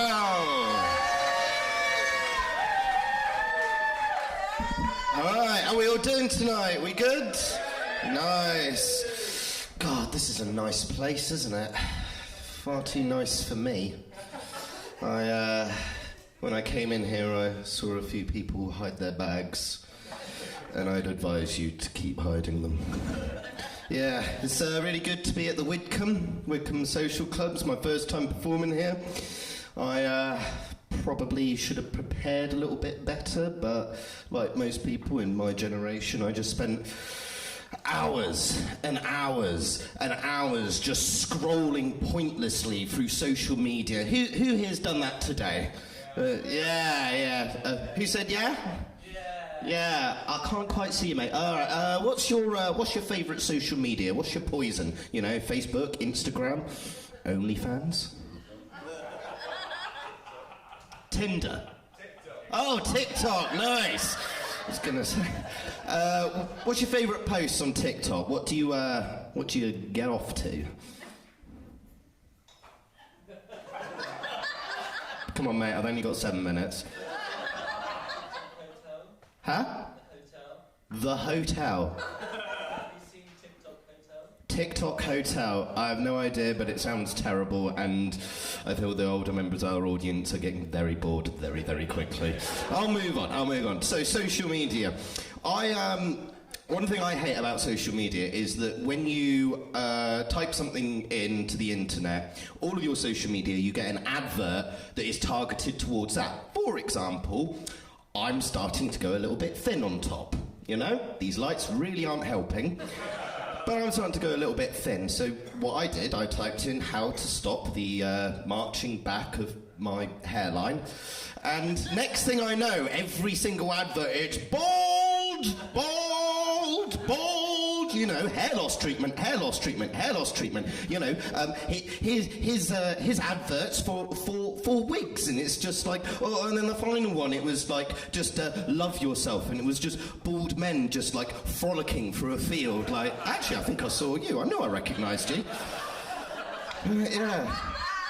It's just like, you know, if you're going bald, just deal with it. Like, you know, like, look at this gent sat here, head gleaming like a freshly polished conker. Look how majestic he is. Look how much of the statement he's making. He's like, it's gone, but I don't care. I'll leave you alone because I feel you're a bit bigger than me. So, but yeah, it's just like, it's like the other day, I saw possibly the worst toupee I've ever seen in my life. So, you know, near Green Park, you got that crossing? You got wait ages for the lights to change? I was stood there, and there was this guy, like, stood next to me, and on top of his head was the worst toupee I have ever seen in my fucking life. My God, this thing, it wasn't even the same colour as, like, the back of his hair. It was like, this was brunette and this was blonde. And he was just, like, stood there and giving no shit. I looked up at this thing, and he, like, started walking just across the road. I'm, like, following behind, and this thing's, like, moving, like, independently of himself. Like, it's just going to suddenly, like, look at me and, like, go like an alien or something. It looked like this thing was just going to, like, fly off. I wanted to, like, nudge the girl next to me going, fucking look at that! Oh, my God! Looks like it's going to attack me. God, I tripped up. I actually fell over, like, staring at this thing. It was awful. I'm sorry to all of the gents that may have a toupee on and feeling very self-conscious. I will find you, and you'll be in my next act. But yeah, social media, it's just... although, you know what I really hate about social media? It's motivational posts. Oh, my God. I saw one the other day, and it was like, it said, shoot for the moon, because if you miss, you'll land amongst the stars. Oh, my God. It was like, do you reckon Jeff Bezos saw that before he flew off in his penis rocket? That Kermit the Frog-looking bellend. My, you reckon he saw it? It's just like, oh, that's really inspired me, actually. Maybe I could one day own the moon. So I was looking at, I don't know why I was looking at this. I was looking at Forbes. For most aspirational people of the 21st century, and Jeff Bezos was on it. Let me give this question to you guys. Who is the hero of The Hobbit? Bilbo, exactly, right?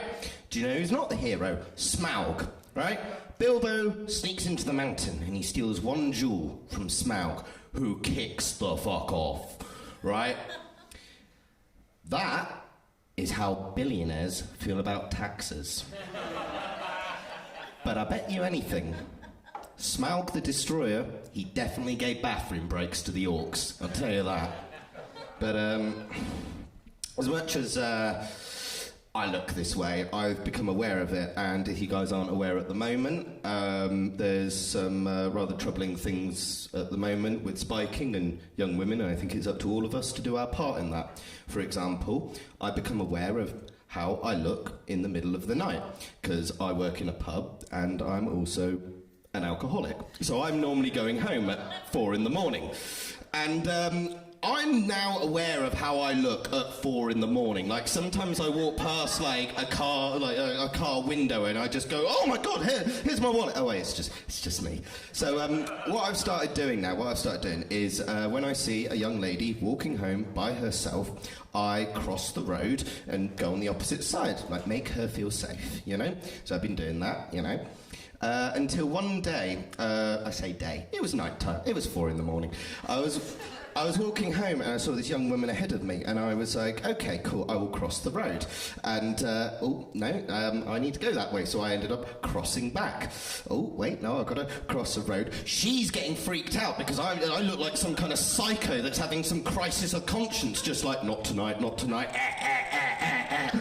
Like, and I'm getting nervous because she's getting nervous, and like she's walking along hurriedly, and I'm doing shit that I've never done before in my life. I'm like stopping for a second, then like taking a step back and going, nope, this looks weird. Like I'm going to do a fucking musical number down the street, you know. And she's getting more and more worried, so I'm getting more and more worried, and I'm like, what do I do? Well, what don't psychos do? I know, have a conversation.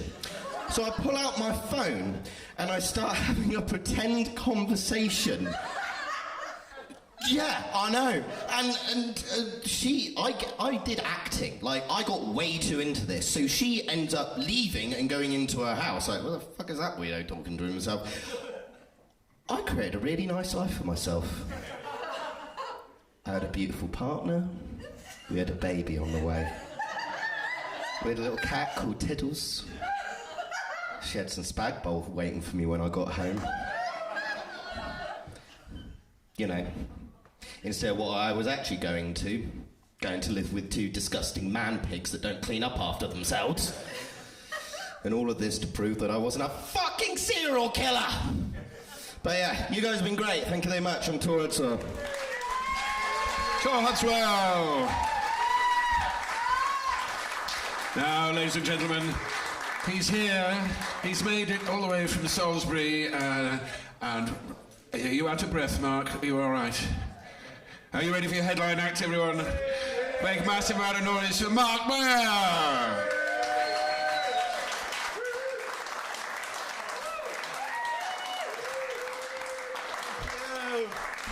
I know, it's been a long week. We're all a bit tired. Thank you. Well, why did you ask about being out of breath, Nick? Because you've been running from Salisbury. That would be quite an achievement. I drove from Salisbury, but thank you. Make me turning me into some rather sort of overweight, middle-aged, sad man into some Olympic athlete. Yes, I ran. I was so dedicated to the show tonight. I ran from Salisbury to entertain you people. Hot-footed it. No, I did drive at breakneck speed, let me tell you, which is not. I'm not showing off, and clearly not that funny. But that's what I did in order to come and entertain you lovely people. And I got here about an hour ago, because Nick said the people of the Whitcomb Social Club like to get to bed early, so please make sure. So it took me about, 12 minutes from Salisbury driving. Along the lovely, very picturesque, in the fucking dark A36. Only to arrive to be told I was act number 14. But no, I'm not bitter. I like that hat, sir. It speaks Panama to me. Well done. So, relax. You are. Oh, I see. What I like to do, and Nick can testify to this, and I've been here before, is I like to sort of try and create a sort of slight air of awkwardness, uncomfortableness when I come on. A little bit of a, he's on at the end, he's shit, which I think I've done quite well. I'm now sort of debate. I've got to drive back to London to my wife and kids. So to be honest, I've got nothing to fucking lose. I'm just wondering how long I can eke out with. You know what I'm doing now. It's the equivalent of when you got toothache and you go, I really should get it pulled over, but you spend a couple more days just pushing it, and ow, that's what I'm doing now. I'm your metaphorical toothache. I'm just going to see if I can, maybe an hour or so, and slowly but surely you'll by one go, this really isn't for us, and you'll leave. And I don't care because I'm 58, I have no life, and this is just a night out for me. It's quite warm under the lights. I'll probably be here about, 1:45 in the morning, just waffling, and just me alone in the room with one Panama hat, and that'll be it. And I'll go, well, at least the hat stayed.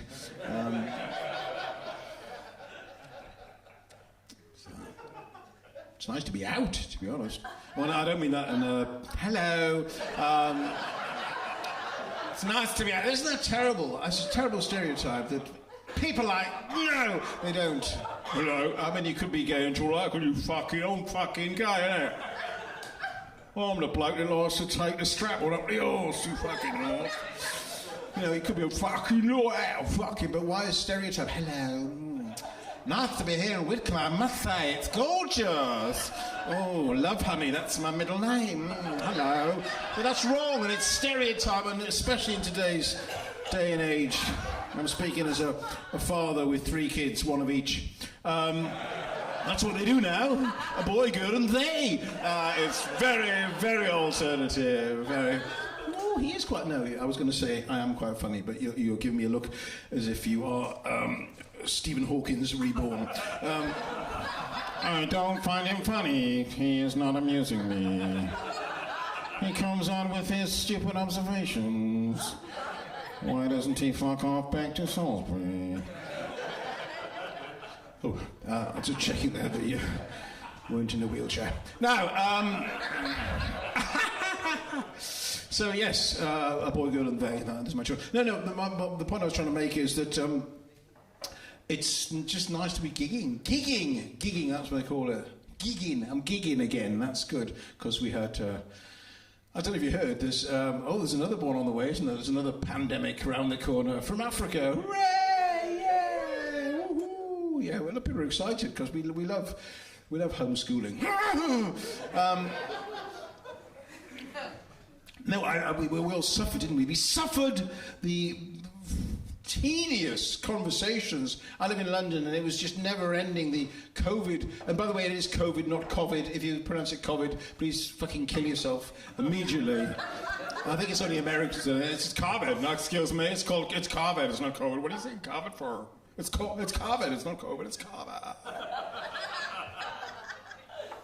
These are the same people that say garage and trunk. No fucking boot and garage. You idiot. Pedophile. No, it's paedophile. I know that's probably not the point of the debate. Imagine me in the court of law. He's a convicted pedophile. No, I think you're fine. He's a paedophile, and I'm the counsel for the defence. Correct pronunciation. He is a paedophile, and it's pronounced Seville. Anyway, he's dead.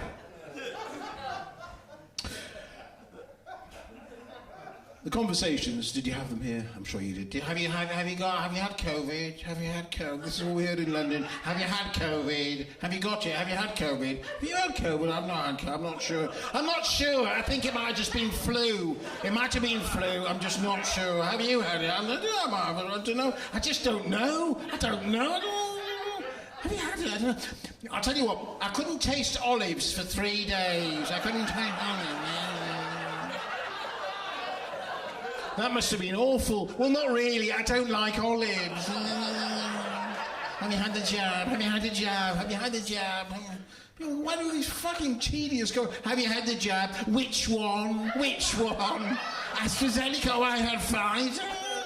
Any side effects? Yeah, I became even more fucking tedious than I am already. Is that possible? Is that possible? We were desperate just to clutch onto something else that wasn't fucking COVID related. So thank God, another equally quite an interesting but then became tedious conversation that I'm sure you had here. We had it in London for a couple of weeks. Oh, have you seen Squid Game? Have you seen Squid Game? Oh, fuck off. If you've not seen it, spoiler, the bloke at the beginning wins. All right, let's move on. Okay. No, I'm planning on watching it.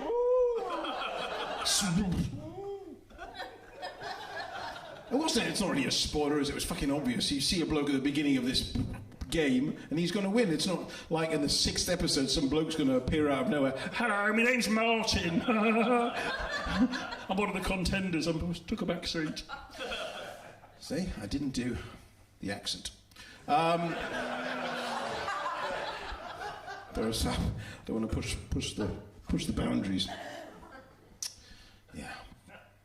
And then to break the cycle of endless, monotonous fucking, have you seen Squid Game conversation, we had flooding in London. Ooh, flooding was exciting because we don't have it in London. The rest of the country has flooding quite regularly, but we had a week of flooding in London, but people of London go, oh my God, flooding, because that's how people talk in London. A lot of them aren't developed enough to pronounce consonants, so flooding. My basement is completely flooded. I never go down there, but I mean, that's where we keep the staff. Quite frankly, they should be used to travelling in water. But I'm sorry, I'm flooding. Because you see flooding, we see flooding up north every year. We see it on the news up north, and they're resigned to the flooding, aren't they, up north? You see a couple outside the house in their wellies. Him and her, they're just standing there. The floods have come again. Isn't that right, Margaret? That's right, Brian. The floods have come every year. Every year it's the same scenario. Stop using long words, because we're on telly. I'm not.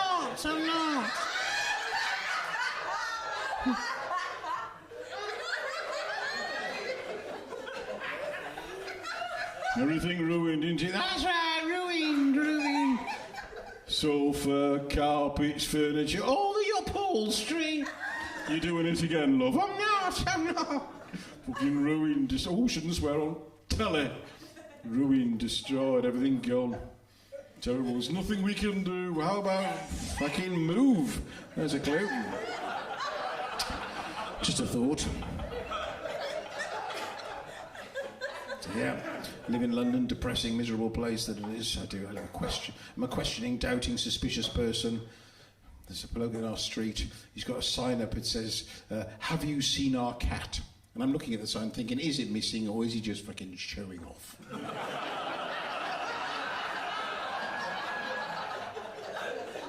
He's a pain in the arse. We'll call him Simon, because that's his name.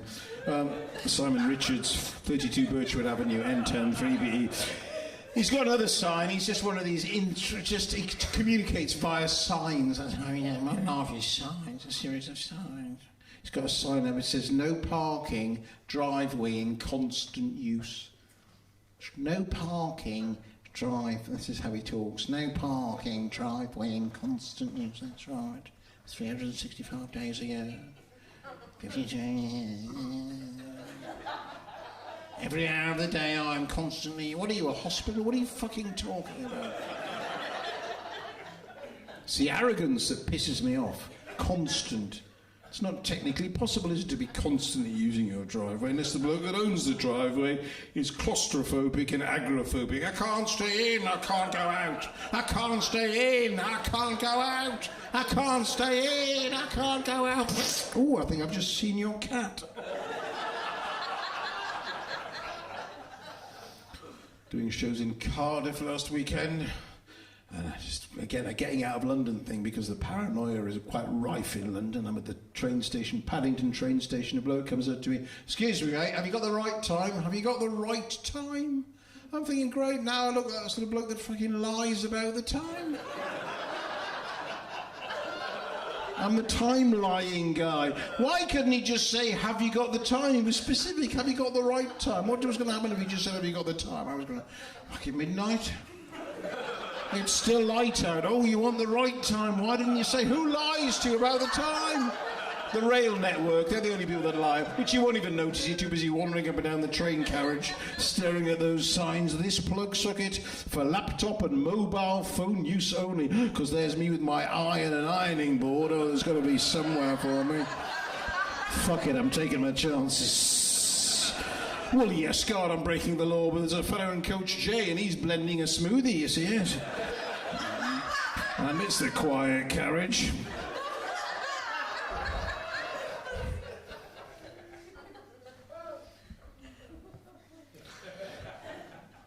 Upsetting, winding me. I don't mention I've got kids. I've got, like I said, I've got the three. The youngest, Ella, came back from school the other day with a certificate for good sitting. Good sitting! Which begs the question, what the fuck was she doing before she got this certificate? Just arriving at school, collapsing on the floor, chair leg up her ass. I have been practicing. Give her a certificate for good sitting. I know what she's like. She's a deeply insecure, very sweet, adorable child. She's going to clutch into that like some sort of, I don't know, sort of badge of honour, isn't it? Good sitting certificate.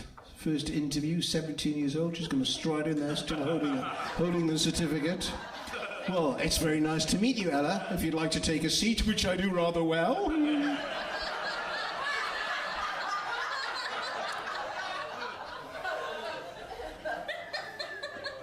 I say she's sweet. This is a genuine conversation they had last weekend. My 3 kids, delightful. Ella said, 10 years old, she goes, Dad, I've worked out that when I'm old enough to have a baby, you will be, and my eldest Jake went, dead, which is lovely. Yeah.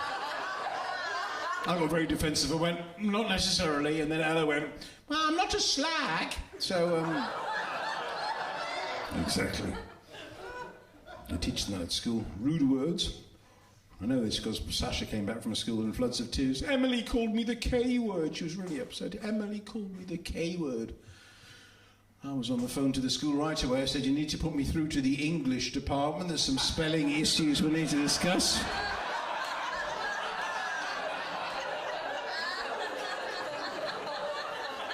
Jake is obnoxious, my eldest one, 16 years old. Everything's an accident. Football through the window. It was an accident. I said, no, Jake, you were in goal. I was taking a penalty.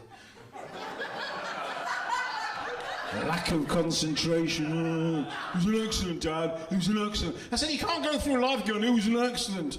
He went, I wish I'd never been born. I went, don't tempt me.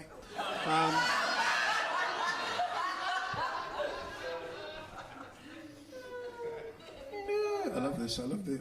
I want to record your laughter and then listen to them on my journey back for my own amusement to London. Because there's a nice bit. There's the end of the laugh from this section over here, which is I've enjoyed that. Oh, I may do some shopping tomorrow. Christmas shopping. Oh, isn't life wonderful? Oh, and there's slightly, enjoyable, but slightly terrifying. They don't know the murders I've committed laugh from over which is fucking lovely but terrifying in a kind of semi-erotic sort of way. Now I've stopped you from laughing, which is not the purpose of my Panama. Are we still awake? Good. In conclusion, ladies and gentlemen, by the way, I was just thinking about this the other day. That expression, which you'll accept, I don't know if you use it, that he wears his heart on his sleeve. It's just shit, isn't it? It's just annoying. It just annoys me. Because he's emotionally open who wears his heart on his sleeve. And you'd have to be physically open as well, I was thinking, to literally wear your heart. You cut through the chest, round the sternum, you'd have to have... I've done the research, you'd have to have quite a long, I think, a pituitary gland. And I don't know if you're wearing short sleeve or long sleeve at the time, but there's a lot of effort that's gone into... Don't use stupid expressions. He's had a vasectomy, he's very open about it. Oh, yes, I've heard. He wears his bollocks on his belt. He does. Nonsense! So sure, when my way home... But, has somebody brought a chihuahua into the gate? Shh, quiet. I do all the animals. Moo. And other ones. So yes, thank you for being here. I will just go home and apologise to my wife for being late and not refuelling the car. And all other, whatever, she calls me her best friend. That's sweet. And she reminds me, she calls me her best friend because when I suggest having sex, she says, no, it'll ruin the friendship. So, the sound of women clapping. How bizarre. I'll conclude with this tale of woe. We went out post-lockdown when you were allowed out. We went out, my wife and I, had a few drinks in the West End of London, headed home in the Uber in the early hours, somewhat worse for wear. And I turned to my wife in a slightly drunken state and I said, I'm still hungry. I know we've had a lovely meal, but I'm still hungry. I know it's weird. And she said, what's weird is you standing up in an Uber. I said, speak for yourself. And she said, well, if Nick had put a couple of seats on the stage, we wouldn't have had to. Yeah. So anyway, she didn't say that at all. Yeah, you had a fucking time.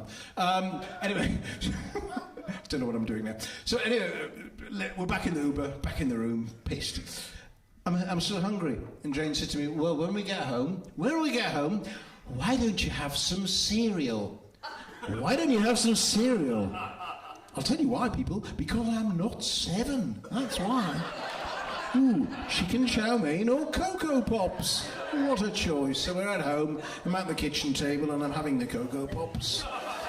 I sense a frisson of chemistry between my wife and I, that some sexual activity, because of alcohol, Captain Panama, I'm thinking some sexual activity will take place within the next, 5 to 10 years. And I give Jane a little wink like that because I was feeling confident, debonair, casual.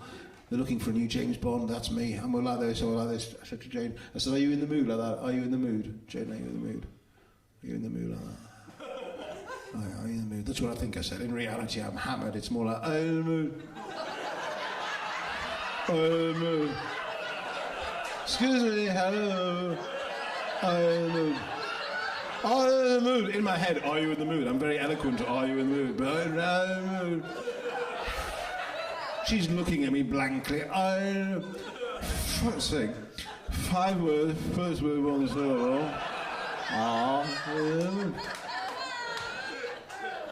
And she comes over to me, she goes, you know what? She says, we've had a lovely evening. We've not talked about the children for a change. It's been very pleasant. And quite romantic. And I was in the mood, but looking at you now, pathetic, sweaty face, you've got Cocoa Pops on your chin. I was in the mood, I'm no longer in the mood. In fact, now I'm in a mood, but not the one that you require. So good night. And seeing her leave the kitchen is like seeing a train leave a station. It's that feeling of loss. Come back, come back. I'm staring up at the departure board. Next sexual disappointment, 8 weeks. No. Expect further delays. I'm sorry. Jane, I'm sorry. I'm sorry. I don't know what's with the apologising. Every man here does his pathetic, needy apologising. It's the last bastion of hope, isn't it? We want to have sex, all else has failed, so we think, oh, the apology route, that's going to work. I'm sorry. Jane, I'm sorry. Please, I'm sorry. That's ever worked in the history of relationships, is if your wife, partner has turned around at that moment and gone, well, hold on a minute. I wasn't interested, but pathetic, sweaty, desperate, beer-fueled pleading. Oh, yes, come to bed, tiger. I'm sorry. Like being sexually homeless, isn't it? Can you spare a grope? Spare a grope. Can you spare a grope, please? Spare a grope, a rub, a touch, anything. Can you talk rude? Can you say rude things? Just a little bit rude. Just say anything, please. Can we do spoons? Can we do spoons? I just want to do spoons. Nothing. No. Just wanted to. I want to protect you. I don't want to. And if anything happens, it's not my fault. Came back the other night. Jane's giving me the silent treatment. This is after my long weekend in Cardiff. Understandably, she was a bit hacked off. No, I came back somewhat worse for wear. I'm getting the silent treatment, or as she prefers to call it, being asleep. And when Jane wakes up, she's furious. There's no casual Hollywood waking up. She's like a meerkat, my wife, when she wakes up. Staring at the alarm clock, back at me, back at the alarm clock. What time do you call this? Is actually, it's 1 o'clock. It's 4:45. Oh, well, you want the right time. Ladies and gentlemen, thank you so much for indulging me, and have a wonderful Christmas and enjoy the next bout of COVID. Oh, she's off. Okay. Is it too late for a booster? Can I get my booster?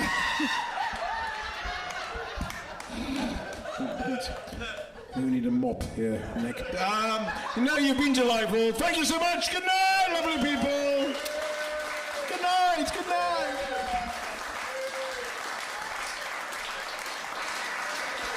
Wonderful. Mark Maier. Sorry, I was getting it wrong. Now, it's not quite the end because, of course, we have the grand raffle, and as Adrian slides Master Fader B to put the house on, that's it. We have Mrs. Raffle Queen with her trolley of raffle delights. Here we are. And Ralph Oswick is going to draw the raffle for you. That's what I do, folks. I draw raffles. I'm here again tomorrow for the Combined Charities Fair, and I'll be drawing the raffle again. And I was Fat Man Dying on Casualty. How the mighty have fallen. It's just raffles now until I die. So get your tickets ready. Yes, all right. Okay. First prize. Another mop, please. Bottle of... We got the tombola... Sorry, keep your tits in. There. Bottle of... You've done the rolling bit. Okay. Right, it's on the white. It's on the white. And it's for ex-Bolle Rosé. I mean, it's not Bolly, I think. No, it's Bolle. It's Bolle. Bolle is a really expensive and fabulous champagne, and this is just a bottle of shit from the cash and carry. And it's number 9, and number 9, and number 9. On the white, number 9. Come and get it. Don't go to him. Bring him, make him come out. He's been sitting down all day. There we are. Sorry, darling, it is warm. I've had it on my lap. And now... It's hot, actually. Next up is... There's 3 shows coming up, 3 more Bath Comedy promotions coming up next week, a week today. Jess Robinson, the fabulous Jess Robinson in this room. There's 2 tickets to Jess Robinson's show. Right, 2 tickets for Jess Robinson, amazing, amazing performer. And it goes on the white. It's on the white again. And it's number 30, 30. I remember 30. I think I do. 30 on the white. Anybody? Nobody? Going, gone? You just left. Yeah, it's probably the vicar. All right. I'm going again. Are you all right with that? It's a bit heavy. It's 42 on the white. 42 on the white. 40. Yeah, come and get it. Come and get it. Make her come and get it. We haven't got all night. She just yawned. That's how interested she is. See you next week. It's for charity. It's for charity. Okay, here we go again. I'm dipping in. The next one is for dipping into Lizzie's. Don't speak when I'm speaking. You're speaking when I'm speaking. I'm dipping into Annie's box, if you don't mind. It's a white one. What's it for? I don't say what it is yet. Eh? It's for Suck It and See with Silky on Sunday the 12th of December downstairs. Say that again. There's a lot of S's It's for a Suck you. It and See Sunday with Silky. You are a bit lispy on the quiet. Has anyone ever told you that? Suck It and See Sunday with Silky. Yeah, fat and lispy. Right. 12. It's 12. 1 and 2. 1 and 2. Anybody? 1 and 2. Where are you? Come and get it. Don't wave your sweaty armpits. Well done. Ugh. Oh, keep that corner dark. Right. I'm digging in Annie's box again. What's it for? It's for Winter Wonder Band. The wonderful folk musicians are here on the 14th, Tuesday the 14th of December in this very room. Oh, yes, the harp and Harp, the cello. Hammond, the melodeon, whatever a melodeon is. A box. That guy got one out of his hat earlier, didn't he? A melodeon. 54, 5 and 4, 54 on the white. Come and get it, come and get it. Not so much your hoorays. It's just a raffle, darling. God's sake. It's getting too exciting. Right, we're moving up now. Moving up. Someone will deal with this on the floor. Don't worry, Annie. Right, we're dipping and dipping. Oh, the Arts Workshop, the Bath Arts Workshop 50th anniversary book featuring Sedgemore over there. Probably has a photograph of the band you're in, probably, or some mention, maybe. There are lots of pictures of me, and I've signed it. So, 48, 4 and 8. Anyone over 50, they can win this.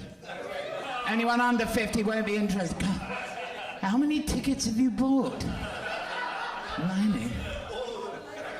Yeah, all of them, yeah. All 20. Well done. You read that in bed. There's pictures of me in a frock in there, mate. Yeah. In a frock with sideboards. I didn't care in the 70s. There we go. Right, I'm in the box. The Tower of Temptation. Booker's Cash and Carry Best. Look at that. What's in it, Nick? Lots of lovely chocolates and bubbly. Oh, lovely. Yeah. And lots of plastic. But Caramels, nougat. okay, strangely, it's on the white again, and it's 55. Oh, it's the same table. Nick, come and get it. There's a vote. Hands up, they should give it back. Hands up, they should keep it. Oh, they've magnanimously given it back. Oh, unanimously. I got to draw another ticket, Annie? Pay attention. You get your gin in a minute. 73 on the white. Yes! There we are. Give it to them, give it to them. This time, come and get it. They did buy all the tickets. They're handing it back again. We could be here all night. Come on, Annie. Does anyone else buy a ticket? Right. I'm giving it a big stir now. Right. This one feels a bit damp. It must be one of yours. Right. How do you know? How about that one? That one. Yes. 17, 1 and 7. 70. There! Well done, Mrs. Sedgemore. There we go. Oh, she's overcome. She's never had a Tower of Temptation. Thank you very much. That was a grand raffle. Thank you, Annie. Thank you to me for donating the prizes. And join me again here on this very stage tomorrow for the Combined Charities Christmas Fair. Thank you. Oh, wait. Thank you, Ralph. Thank you very much. That was rather unusually extended Ralph Comedy Club this week, but I hope you've all had fun. And we've got 4 more things before Christmas. So 3 shows that I've just mentioned that tickets went out. It's all on the website. And Silky, while he's here, before the Suck It and See show, he's doing a workshop down at the Ram. It's a 2-hour workshop. It usually does a whole day, but he's doing a 2-hour taster workshop for 20 quid. And he'll teach you all the secrets of stand-up comedy and make you all confident and give you lots of tips. And with that, you get a free ticket to the show afterwards. So it's a really, really good bargain. If anyone wants to come, I'm looking at some of the youngsters around as well.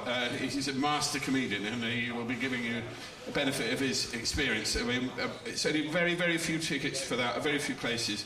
So see me afterwards if you want to grab one of those first. Otherwise, we'll see you all back here soon. Let's have a massive round of applause for all the acts you see tonight. David Tsonos. Who else did we have? Ben Woodward.